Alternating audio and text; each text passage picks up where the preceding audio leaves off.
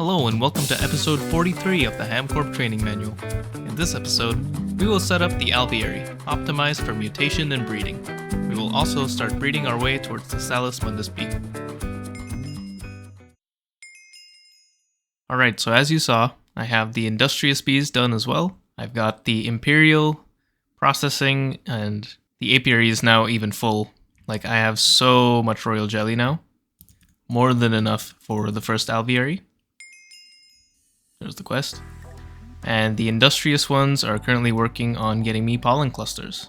In the background, I've had Gary farming up some seeds. I had one rapeseed in a chest somewhere, and thanks to Gary, I now have a full farm of nearly maxed out rapeseed.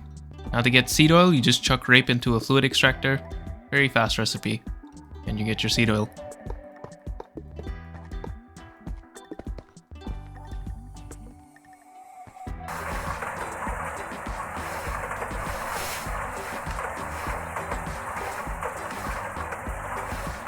Now we've got the royal jelly, we are getting the pollen clusters, and the seed oil stash is currently building up. Now, I'm going to start working on making these scented panelings, all 216 of them. At this point, everything should be pretty easy to get. The honey, I don't know, might end up being a little difficult, but we have a lot of honeycombs, so it should be fine. And then the beeswax, we're also going to get from honeycombs. We'll also have to make some impregnated casings. These are quite easy as well, just seed oil and yew wood, or any wood. And then once we have both the impregnated casings and the scented panelings, we can make these alveary blocks. So I'm gonna get to work on all of these different items, and I'll see you once I have the alveary. Oh my god, it's finally done. Let me tell you, this took forever. I had to spend so much time just waiting for the bees to make honeycombs to get honey, and the beeswax too. It took a long time, as you can see. So long that the blaze reed is almost done. These were like halfway to being perfected when I started gathering supplies for the alveary. But it's finally done. Now we can set this up. There's a lot of flowers now. A lot of flowers. Oh, you could probably see the max range here. That's kind of cool. Anyway.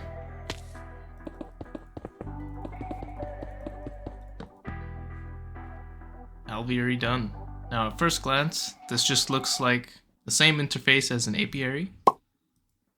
And it pretty much is.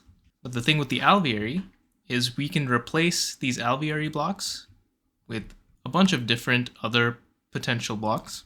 For example, the electrical stimulator, the mutator, rain shield, alveary heater, so on and so on. And so what we can do is we can change the climate inside of the alveary. So bees that normally would not be tolerant of normal, we can change the climate in the alveary to match whatever they need. So for example, the wintry drone, it needs a colder temperature than this, but we can reduce the temperature in the alveary using the fan, and then they'll be able to live in this alveary. But we are most interested in the electrical stimulator, because the electrical stimulator can have a bunch of different effects, one of which is increasing mutation rate. So this will make our bee breeding process much faster, even faster than this with the world accelerator. We won't have to run as many generations to get a new mutation to happen. Now, as you know, there are hundreds of bees, so many bees. And honestly, I don't know which ones to get. I don't know which ones are so useful that you can pretty much not live without them. But for right now, I would like to get the salis mundus bee, because I'm planning on getting back into progression soon, and to make EV field generators, I'm going to need nether stars. And nether stars have a duplication recipe, but it consumes salis mundus. So we can get infinite nether stars using this recipe and also this bottom one, because the null catalyst can be replicated. But the salis mundus, 16 each, is quite a lot to use without this bee. But the salis mundus combs will make it trivial. So I would love to get the bee. To get the bee, I do need to do quite a bit of breeding. We're quite far from this. But on the way, we're going to get thaumium dust bees as well. So I think this gives us infinite thaumium. It does. So that's another nice thing. There's also the thaumic shards bee we'll get along the way. This one also gets you thaumium dust, but it also gets you these different propolis types, and each of these turns into one of the different crystal dust types for Thaumcraft. So quite a bit of breeding to do, and I believe there's a quest for this, maybe. Yeah, here it is. This is the Salis Mundus Bee quest. If you're still not comfortable searching through NEI to figure out the route to get to this bee, you can just follow the quests. So I'm going to do just that. That means I need to start probably here at the Eldritch Bee, and this comes from Mystical and Cultivated, or Unusual and Cultivated, or Sorceress and Cultivated. A lot of different choices here. I could do most of them, because I have Cultivated, and I'm pretty sure I have Sorcerer's Drones. I think I used my princesses maybe, but I also have an Unusual princess. This is ignoble, so that's a little bit of a problem. So I'm gonna have to go out and find some pristine bees from some hives. But once I have those, I'm going to start breeding these bees. And before I do that, of course, I'm going to set up the Alveary to make it good for breeding. So to use this Alveary to its full potential, I have a big list of things that I need. I'll go through the list just to list everything out, but I'm not going to explain what everything does until we're actually installing everything. So we need an Alveary transmission, a capacitor bank, an electrical stimulator, actually 2 of them, an Alveary lighting, a rain shield, a frame housing, 2 intricate circuit boards, and 8 golden electron tubes. All the Alveary add-ons require an Alveary block to craft, and I'm just going to use the ones from this structure because they're just going to be replaced, and it's 1-to-1. But one thing to note for the golden electron tubes and the intricate circuit board, there are quests for the 2 of them, and I think I'm just going to do these quest lines just for the sake of getting to these. So I can just finish the quest while I get there. Why not? Get some free stuff. So I am going to progress through forestry here. The thermionic fabricator, this appetite quest, this multi-farm quest. I'm not going to use any of these things, but I am just going to finish the quest, just for the sake of finishing the quest.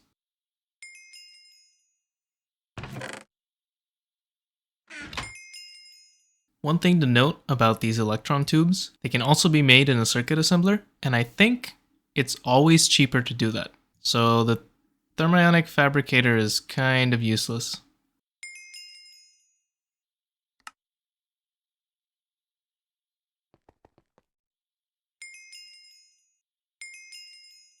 Now there are 4 types of forestry circuits, and there's almost no reason to make any of them except for the best one. The worst one, there is literally no reason to make this, except to finish this quest. The second one is also relatively useless, but it is used to make the industrial apiary, and it's also used to make integrated circuit boards from genetics, which are used in all the genetics stuff. I'm not going to make these because I already have them in storage from a loot bag probably. The refined circuit board, this is used to make the electrical stimulator.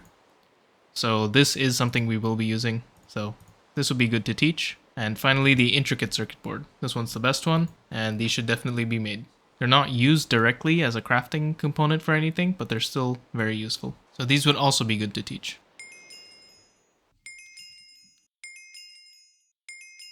I'm still in the middle of crafting, but I have finally come across a situation where I need to use a pattern capacity card. So I need to smelt some manganese to make the capacitor bank, but our multi-smelter interface is already full of patterns, and I don't really want to get rid of any of them. And it's not really a situation where I can add more interfaces, at least not easily, especially because I do want to turn this multi-smelter into a quad, and then this is just going to have cables everywhere. It's going to be hard. So I decided I'm finally going to use this as an excuse to make the pattern capacity card. Now normally I wouldn't really want to use these because it uses much more power if you add pattern capacity cards to your interfaces. Of course, it only uses more power while it's crafting, but it's still a lot more. But there's no getting around it, so I'm just going to do it here. I need to make 3 for the quest, and then once I have them, I can put them into these slots, and then another one of these rows will open up. To do that, I need to make some 16K ME storage components, which is a circuit assembler 1 in the clean room, so I need to make a new circuit assembler. So yeah, slight tangent right now. But rest assured, we will upgrade that interface and then teach the manganese recipe, and I will get back on bees. Also, I've started expanding the auto crafting building. It's just something simple. It's just a cuboid. Yeah, nothing interesting.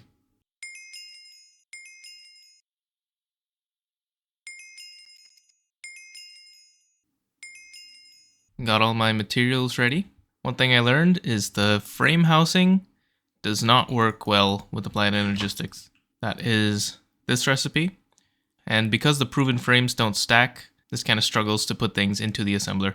So this, I guess you'll just have to do manually. But I got the rest of the stuff. So that only finished one quest, but there are other things that we need to make in the future. For example, the Alveary heater, fan, and hydro regulator. These are important for climate control. Also, it is hydro and not hydro, because hydro means water, but hygro means wet. So this is more about moistness. So hygro is actually not a typo. Besides that, there's also a couple of other things that I'm probably never going to make because they're kind of useless, at least for me. And the mutator sucks. Don't make the mutator. So now let's talk about what I did make. So first of all, I got the Alveary transmission. This is basically an energy input hatch for the multi-block. I made lighting and a rain shield. These allow the bees to work at night and if it's raining, like right now. I made a frame housing.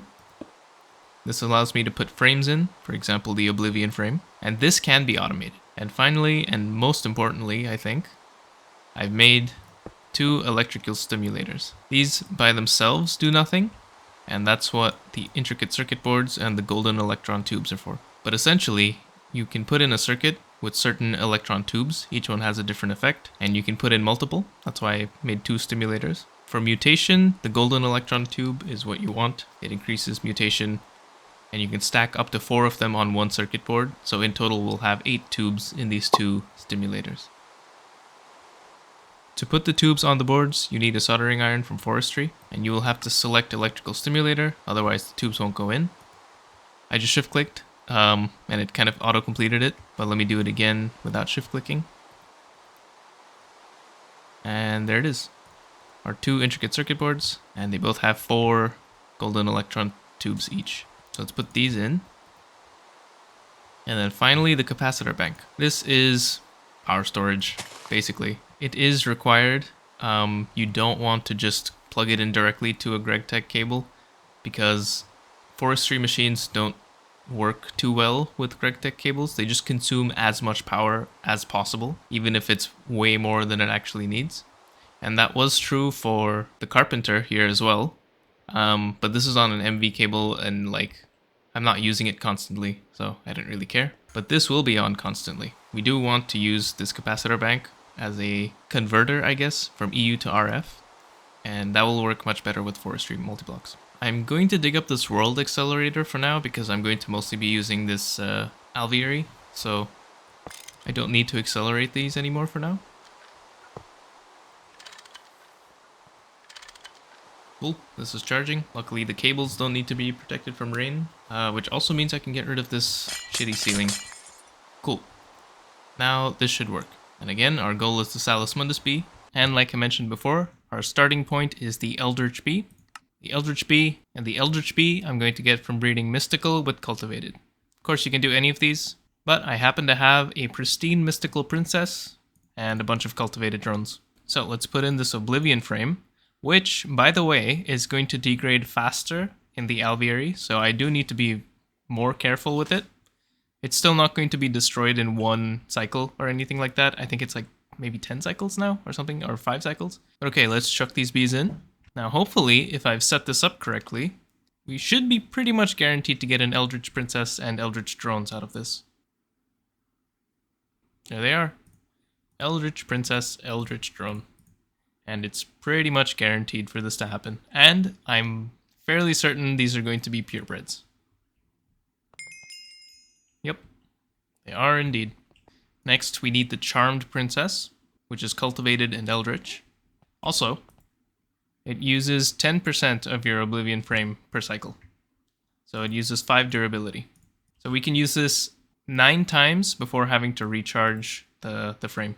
If you use it 10 times, it will break the frame, and actually on that 10th time, because the frame breaks, you won't actually even get the effect of the frame. So 9 times it is. Anyway, Charm Bee. Aha! We got a Charmed, but we also got some Esoterics. So there were multiple possible mutations. Okay, we got Esoteric done. I think I did need that. Yeah, I did need that, but I was after charmed, so I'm gonna have to repeat this again. I am getting kind of unlucky. I'm only getting charmed drones, no princesses. But this one is a hybrid, so hopefully I get a charmed princess out of this. Here we go. Hopefully this isn't a hybrid. Cool. Right, charmed done, esoteric done. Next, I need both of these. Enchanted, from Eldritch and Charmed, and Mysterious, from Eldritch and Esoteric. Eldritch and Charmed gives us Enchanted. Eldritch and Esoteric gives us Mysterious. Easy enough. Now, Supernatural and Arcane. Now this one is a little different. So Supernatural, you have a varying mutation rate, and it depends on the phase of the moon. So our best chances would be between waning gibbous and waning crescent. I need to see what it is right now, but you just need to breed a charmed and an enchanted together. And then for the arcane, it's similar. This is better in the opposite phase of the moon, so between the waxing crescent and waxing gibbous. And this is esoteric plus mysterious. So currently, the moon phase is last quarter. And last quarter is between waning gibbous and waning crescent. This is something you can look up. These are like standard words for the phases of the moon in real life. Just so you don't think I knew that, like some fucking nerd. I am a nerd though, don't worry. This is the perfect time to breed our supernatural queen. So, charmed and enchanted gets us supernatural.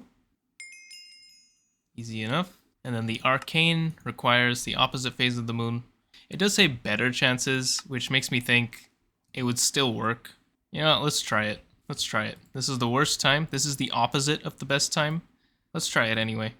So mysterious and esoteric. I have a feeling this is going to work anyway, just because of the super boosted mutation rate that we have. Yeah, it worked anyway. Arcane princess, arcane drone.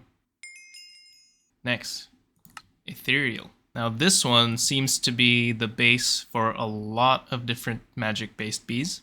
So I think this one I am going to spend the time to make a bunch of backups. But to get the ethereal, it's just combining arcane and supernatural. Now that has opened up a lot of different paths to continue. But we're gonna have to pick that up next time.